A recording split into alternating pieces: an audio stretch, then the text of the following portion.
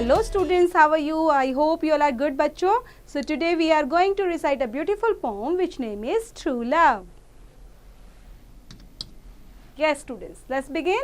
Let me not to the marriage of true minds admit impediments. Love is not love, which alters when it alterations finds or bands with the remover to remove. So यहाँ पर उस चीज़ को मना कर रहे हैं बच्चे, let me not to the marriage, कि मैं ऐसे सच्चे या ट्रू माइंड से रिलेट करती हुई जो मैरिज होती है, ओके, अगर वो सच्चाई पर बेस्ड नहीं है तो मैं उसको एक्सेप्ट नहीं करता, मैं उसको एडमिट नहीं करता हूँ. लव इज नॉट लव, अगर वो सिर्फ और सिर्फ प्यार से नहीं बंधी हुई है तो मैं उसको प्यार मानता ही नहीं हूँ. उसके अंदर एडमिट है, कोई रिस्ट्रिक्शंस है, तो उस चीज़ को मैं लव नहीं मानता हूँ जिसके अंदर बाउंडेशन दी गई हैं, ऑल्टर्स दिए गए हैं, या फिर ऐसी चीज़ें दी गई हैं जो एक दूसरे को रिस्ट्रिक्ट करती हैं, बंधन बांधती हैं, बैंड्स विद द रिमूवर, और समय के साथ वो रिमूव भी हो जाती हैं. तो लव नहीं होता. Oh no, it is an ever fixed mark that looks on tempest and is never shaken. It is a star to every wandering bark, whose worth unknown, although his height be taken. और ऐसा प्यार, हो no, it is ever fixed mark, ये कोई ऐसा fixed mark नहीं है कि सिर्फ वो टाइम के अकॉर्डिंग ही चलता रहेगा. इवन वो कैसा होना चाहिए, ऐसा दिखना चाहिए टेम्पेस्ट की तरह जो कभी भी हिल नहीं सकता. ओके, ऐसा नहीं है, वो बिल्कुल बिल्कुल कैसा होना चाहिए, दराती वर्ड दिया गया है बच्चे यहाँ पर, जिसमें एक इंस्ट्रूमेंट का नाम दिया गया है सिकल का, जो आगे देखेंगे अभी हम. तो उसके बेस पर यहाँ पर बताया गया है कि अगर सच्चा प्यार है, रियली लव है, तो कभी भी हिलना नहीं चाहिए, कभी भी नेवर शेकन होगा, वो हमेशा स्टार की तरह चमकता रहेगा और कभी भी डूबेगा नहीं, खत्म नहीं होगा, और चाहे वो अननोन के लिए हो या फिर नोन के लिए हो. लव्स नॉट टाइम्स फूल दो rosy lips and checks within his bending sickle's compass come.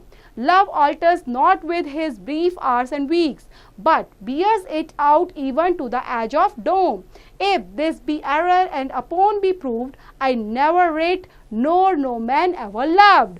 और love not time's fool, जो लव है वो टाइम के बंधन के साथ मूर्ख नहीं बनता, वैसा फूल नहीं होता, ना ही वो डिपेंड करता है उसके रोजी लिप्स पर या चेक्स पर. वो हमेशा एक बैंडिंग सिकल्स की तरह, कंपास की तरह बना रहता है और वैसा ही हमेशा एक दूसरे के ट्रस्ट को महसूस करता है. जो लव अल्टर्स वो वैसा नहीं होता जो समय और घंटे और हफ्तों के हिसाब से बदलता है, with his brief hours and weeks. ऐसा नहीं है, हमेशा घंटे और वीक्स के हिसाब से वो चेंज होता रहता है. इवन वो कैसा होता है, एज ऑफ डूम की तरह, और उसके अंदर किसी भी तरह का एरर नहीं होता और वो अपने आप को कोई भी प्रूफ भी नहीं करता. आई नेवर इट, और मैं इस चीज़ को एक्सेप्ट करता ही नहीं हूँ. अगर ये चीज़ें उसके अंदर नहीं है तो वो प्यार नहीं है. नो मैन एवर लव्ड, तो वो किसी भी तरह का प्यार नहीं है किसी भी इंसान के लिए. तो ये पोम लिखी गई है बच्चे, जिसके अंदर विलियम शेक्सपियर बताने की कोशिश कर रहे हैं, वो हम समरी में अभी अप्रिसिएशन में पढ़ लेंगे. तो पहले हम पोइट के बारे में पढ़ लेते हैं.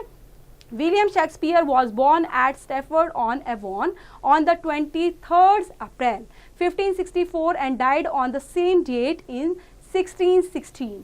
He could not get good education due to the loss to his father in his business. At the age of 14, he had to leave his home and go to London and join the theatre as a householder. Later on, he rose to be an actor, dramatist, and trustee of the global theatres. He wrote 37 plays and 154 sonnets. He is an immortal literacy man of all ages. So William Shakespeare का बच्चे जो जन्म हुआ है वो 23 अप्रैल को यहाँ पे दिया गया है. 1564 में उनकी डेथ हुई थी बच्चे, एंड यहाँ पर ये जन्म का है और यहाँ पे 1660 में उनकी डेथ हुई थी बच्चे.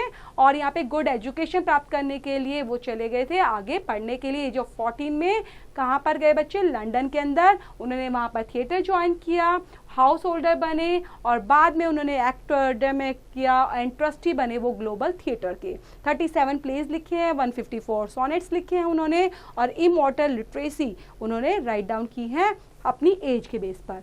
एप्रिसिएशन ऑफ द पोम देख लेते हैं बच्चे, जिसके अंदर ये सोनेट है, ये क्या एड्रेस करता है?